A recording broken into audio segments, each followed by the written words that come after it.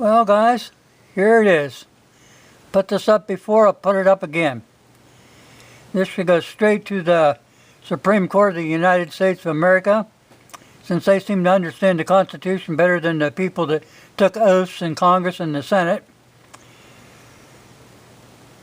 Right here, people, is all the proof that you need, that you do not need the government's permission, or nor do you need the ability to jump through any kind of hoops to protect your right to keep and bear arms. That all their gun laws are totally unconstitutional. It's outside the scope of powers granted to the Congress. Okay. This was written in 1789. The conventions.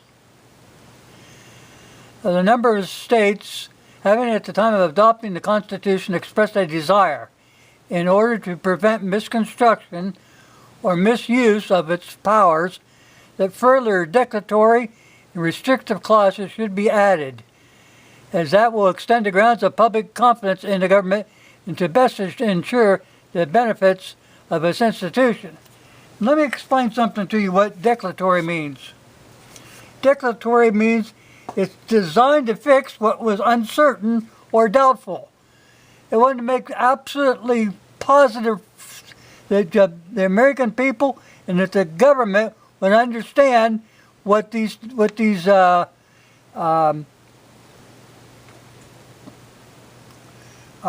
amendments mean.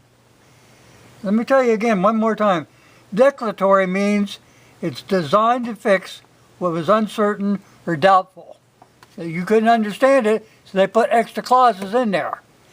They want no abuse of the powers, and that's just what your doggone Congress has been doing since 1934. And I've had people say, well, that set a 1934 set a precedent for gun control laws. Well, yes and no.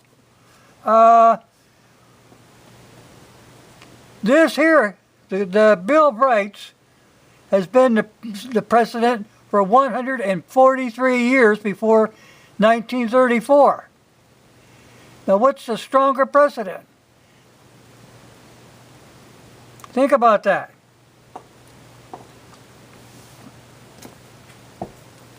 I'm going to tell you right now, people.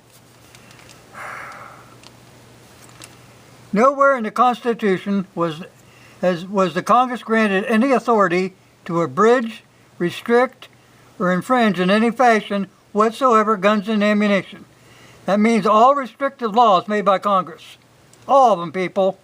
All regulations made by the Bureau of Alcohol, Tobacco, and Firearms are unconstitutional because they're outside the scope of powers granted to Congress and to the executive branch by our Constitution. Restriction of arms and ammunition is not one of the enumerated powers delegated to Congress or to the executive branch.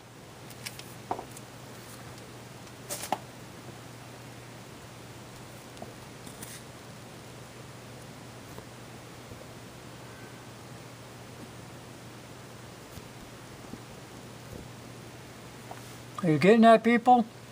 Declaratory means it's designed to make sure it was fixed, that everything that was uncertain or doubtful is in the amendment. The first 10 amendments, people, not the ones afterwards. We're just talking about the first 10. You can't stick your nose into people's firearm rights.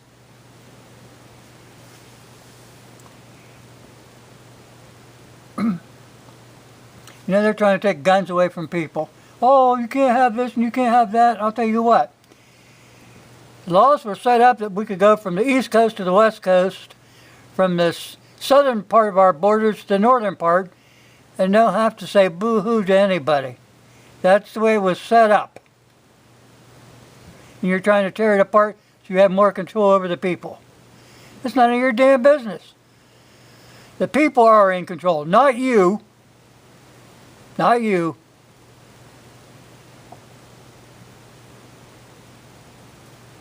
You know, back in the old days, you know, if somebody stole your horse, they were taking away your means to life. The same thing holds true when they're trying to take away your gun rights. They're trying to deprive you of a right to defend yourself. That's what the government's doing. You better wake up to that fact. Look at the Bill of Rights.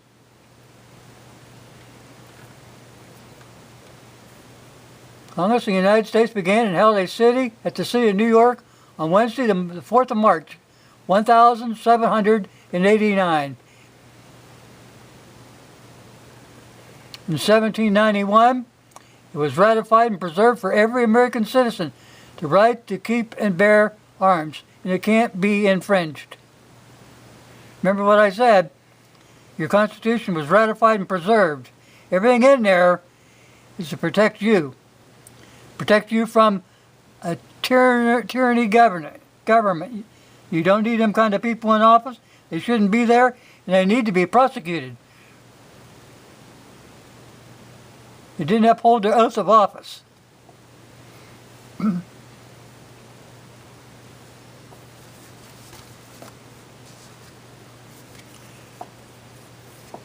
About all I got to say, I think. That's pretty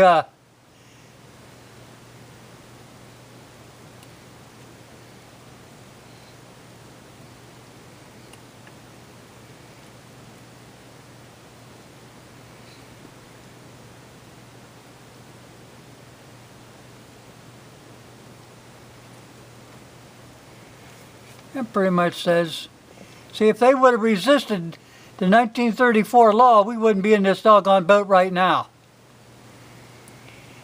Resist the very first approaches of tyranny, and you'll live a happy life.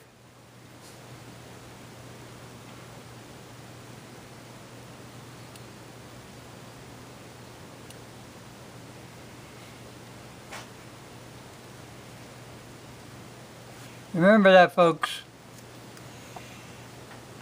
Except that we still have a few good people left in our Supreme Court to overturn all these unconstitutional gun laws because they're not doing the country any good.